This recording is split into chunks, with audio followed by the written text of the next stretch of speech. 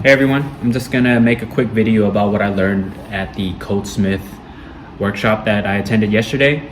So it was about functions and I believe objects.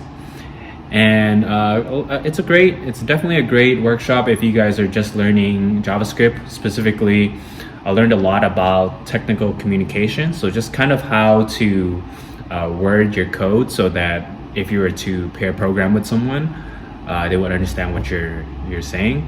I was really paying attention. A lot of the information they were telling me, it's kind of review because I have learned some of this stuff, but I learned some new stuff as well.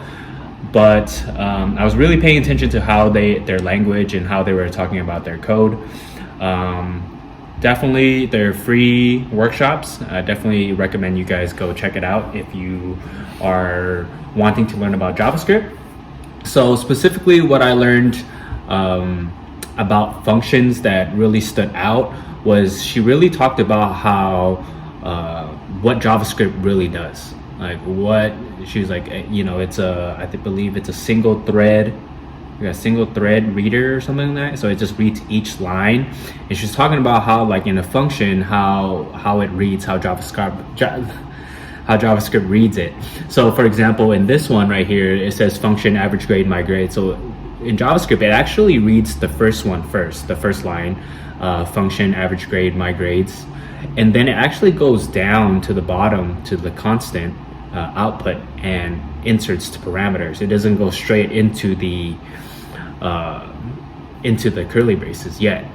And I love how she kind of made two graphs. So one is the global execution context, which is what is executed outside of the brackets, and then the global memory, which is what goes on the outside of everything that is stored in its memory outside of the curly braces. And then she also has a local context and local memory. So whatever goes on inside the curly braces is considered local. So for example, one thing that really kind of not blew my mind, but really opened me up about the distinguishing between the two is with local. So for example, let's just say that you have let sum equals 0 on there, declaring the variable inside the function. You can actually still declare a variable outside of the curly braces and it will not report an error, because when you are declaring something inside the braces, JavaScript will read let sum and it will automatically go into the local memory and find that sum is 0. So even if you had something outside of it in its global memory saying, let's say let sum equals 5, it will still it won't source it there first. It would source what's local first, so it will still be 0, so it wouldn't report an error. But it's actually not best practice to do that, obviously, because it can create a lot of confusion.